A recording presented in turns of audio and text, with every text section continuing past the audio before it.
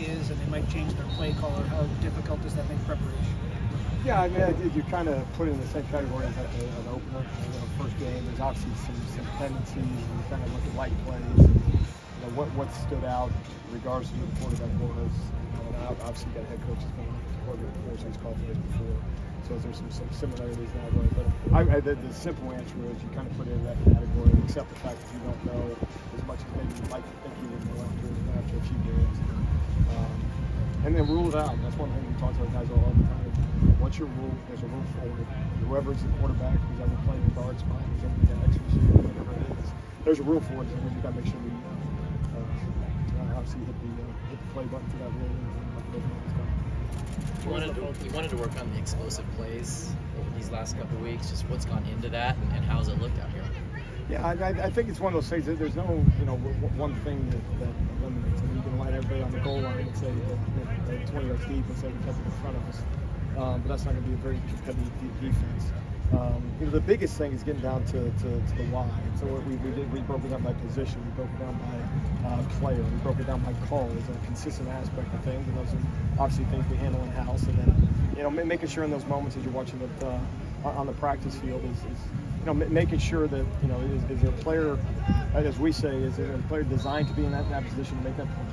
Is he capable of making that play? And is he making an informed coach decision that led to him maybe not being there? If not, then we got to analyze, and this kind of goes back to that expectation piece that we're talking about. Is it an expectation there, a mental error, or is it just something that we don't have to check where we need? So all those things kind of go into it. There's not one blanket answer, but no, it's been a good. I will say this: it's been a good X number of days since the last time we played. And I think it's a pretty confident group on a Tuesday, which is good.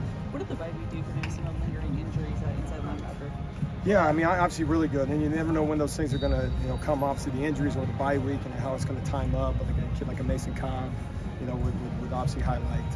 And then obviously there's nagging things through 2 weeks. I've been fortunate that a lot of guys haven't necessarily played the full 4 quarters, which never promised that. So probably fairly healthy after 3 weeks. But as you mentioned, there's certain position groups, specifically a linebacker. So no, I thought we advantaged it, and then didn't have any new issues, which is a good thing. When you were talking to I do, yeah. When you were talking to Solomon through the transfer portal, what kind of stood out to you about his personality? Certainly he has a unique situation because he's married, he has kids, he has different types of priorities than maybe some transfers you would be talking to. Yeah, I think, and that kind of highlights, I think every transfer is extremely unique. They all have different stories as to where they come from, what their motivations are. He was, at Wyoming. I had coached at Wyoming previously, so we had some Laramie conversations and that, so we hit it right off in our love for Laramie. But just a unique guy who has been all business since he's been here, no, but you talk about a guy with a family, you talk about having children and stuff like that. Decisions he makes, impact a whole lot more than a lot of guys coming in out of high school at 18 years old and that. So, a mature voice, a mature guy. It's been a pleasure to have, and he's reaping some of the benefits of playing so much football in the course of his career, and that's a major advantage when you think about some of those young guys that just say, oh man, they just wait. He's 8 years into this thing, 6 years into this thing. And he's reaping some of those benefits, and so I'm obviously thrilled to have him.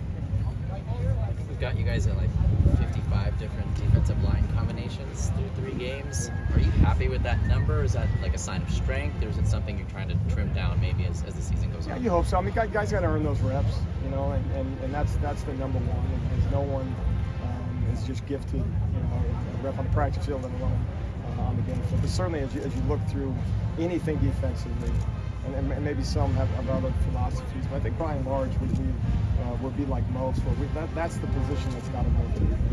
You're asking 280-pound, 300-pound guys to go as fast as they possibly can every single rep, and match for 300-pound offensive linemen over and over and over again. So you'd always like to have 6 to 8 guys that you can rotate, and then what we never want to be is we don't want to be completely married to 2 guys playing next to each other. Because, man, that really limits you.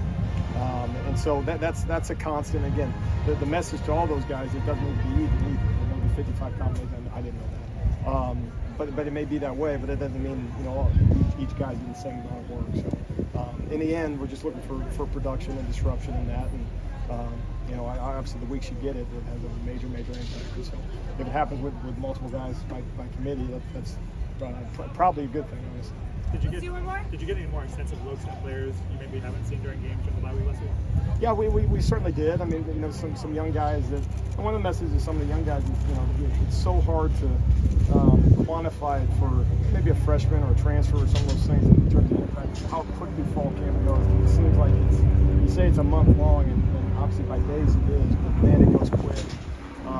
And so whether it's on the special teams field or in some other opportunities to kind of just go play ball, there's not an individual guy to highlight, but also through that, having the advantage of having an early bye week is there's not a bunch of All-Americans walking around the field either. And that's part of their communication too. Is making sure that we got to advance that time for the ball clubs, not just some of those young guys. But believe me, and that's something that's always ongoing. This is 9 scheduled games in front of us starting this weekend, and so a lot still out there for everybody on the roster, even if the rules haven't been extensive. Thank you, Coach. All right, thank y'all.